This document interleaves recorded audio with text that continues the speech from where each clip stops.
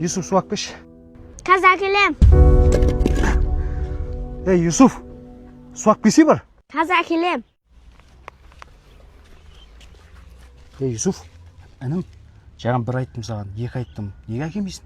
Қазір келем. Ne var çok? Папамға айтып берем.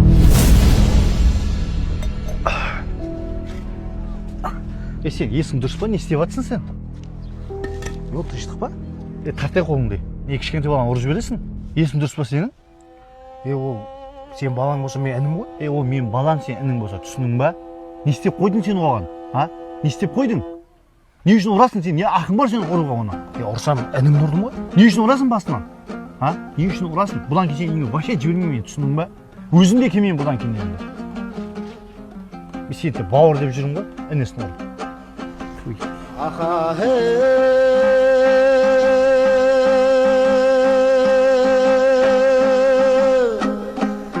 Bir әкеден бір шешеден болған соң деп ойлаған бір-бірім мені сыйласыр. Бірақ ойым ойлағандай болмады, қылығына кейде көңілім толмады. Абысындар ынтымақты бұзғанда ағайыны жанжалдасып оңбады. Абысындар ынтымақты бұзғанда ағайыны жанжалдасып оңбады.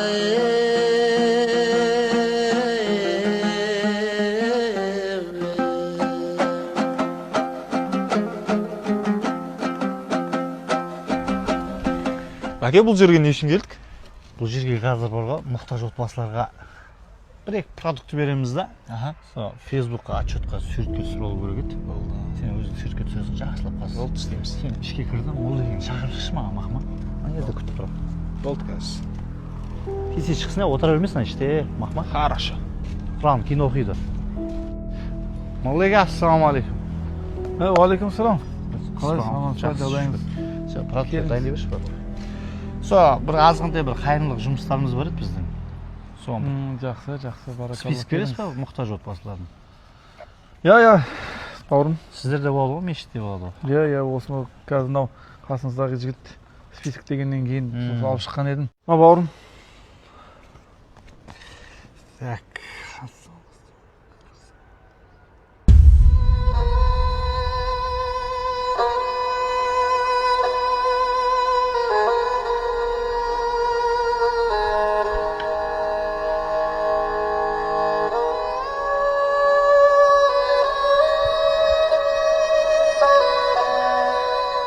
Бауырым, өзіңіздің туысқаныңызды, бауырыңызды неде көріп, списокта көріп, реңіңіз өзгеріп кетті ма? Молдеке, сіз арамызда не болған білмейсіз ғой? Өз кінәлі осы нәрсенің бәріне. Қай жерде отырсаңыз да, достарыңызбен, жиындарда көрген кезде ешкімге сөз бермейсіз. Бірақ мына жерде өзіңіздің бір жатырдан дүниеге келген бауырыңыздың соншалықты қатты қиналып жүргенінің хабарыңызда жоқ. Бірақ мұсылмансыз ғой, Мұсылманбыз.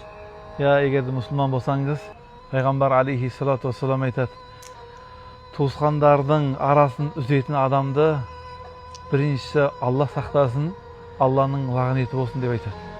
Екіншісі қатиур рахым. Егерде сіз өзіңіздің бауырыңызбен, туысқаныңызбен араны үзетін болсаңыз, Алла сізден өзінің рахметін үзіп тастайды. Сіз бүгін мал дүниеңіз бар, қалтаңызда ақшаңыз бар, өзіңіздің туысқаныңызды танымай кетесіз. Ертең Раббының алдында барған кезде сіз Алланың құзырында не деп жауап бересіз?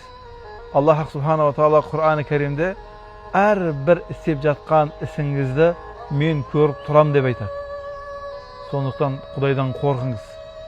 Қазір мен бауырыңызды звондаймын, сол жерге шақырам. Көресіз сол кісінің жағдайын қалай екенін. Ассаламу алейкум. Ғанеке, амансыз ба, жағдайыңыз жақсы ма? Не болды, жүргеніңіз бір түрлі болып тұрып келіп жатсыз ғой? Сол кішкене мазам жауады. Қара жұмыс деген денсаулықты алып қояды деген ғой. Қанеке, кешіріңіз, мен сіздің жағдайыңыз бұндай болғанда өзім барып сіздің жағдайыңызды сұрап өзім хабар алатын едім ғой. Кешіріңіз енді. Қанеке, сізді шақырғаным себебі сіздің бір бауырыңыз бар. Білеміз, әжептәуір, Құдайға шүкір, жағдайы жақсы. Сіз білеміз, адал еңбекпен бала шағаңызды бағып жүрсіз. Ол жұмыс істегеннің ешқандай несі жоқ, бірақ ағаңыздан жәрдем сұрамайсыз ба, бауырыңыздан? Ағам кішкене ренжітіп қойған ем. Үйге бір баласы келіп, сол жұмыс істеп жатқан жұмсағам ғой, енді өзімдікі деп. Сондай бір жағдай болды. Ол бірақ ағама мен ренжіген жоқпын. Ол жігіт алтын жігіт қой. Ол менің сүйенішім, менің ағам ғой ол. Алла разы болсын. Бірақ мен сол ағаңызбен көрдім. Ағаңыз да жақсы жігіт сияқты. Ол кісі сізді мақтап та кетті, жақсы адам екен.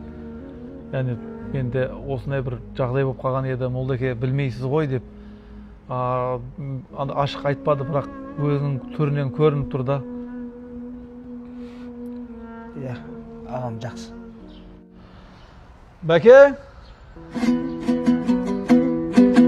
Ағам бар, інім бар деп жайраңдаған, інім бар, ағам бар деп тайраңдаған, бір үйдей бірге өскен бауырларды жек-жек қып бөледі екен қайран заман. Адамда Бәке, сіздің ағаңыз иншалла Алланың үйі мешітте татуласатын жер, өзі жер керемет бір жерге сіздерді шақырдым. Бір-бірлеріңізден кешірім сұраңыздар иншалла. Кешірім сұрамайсыз ба? Не үшін мен кешірім сұрау керекпін? Кім бірінші кешірім сұраса, жәннатқа сол кіреді дейді.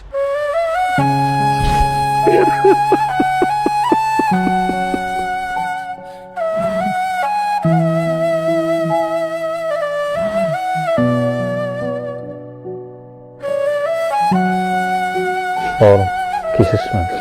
Бауыр деген қанатың самғататын, бауыр деген сүйенішің тамсанатын. Бауыр тұрса артыңда жеңіл болар, қиындықтар түк болмайды, шаттанасың. Ассалаумағалейкум, құрметті мұсылман. Әлемдердің Раббысы жіберген екі дүние сардары Хазіреті Мұхаммед Алланың игілігімен сәлем болсын. Айтады, ағайыннан алыстаған бізден емес дейді.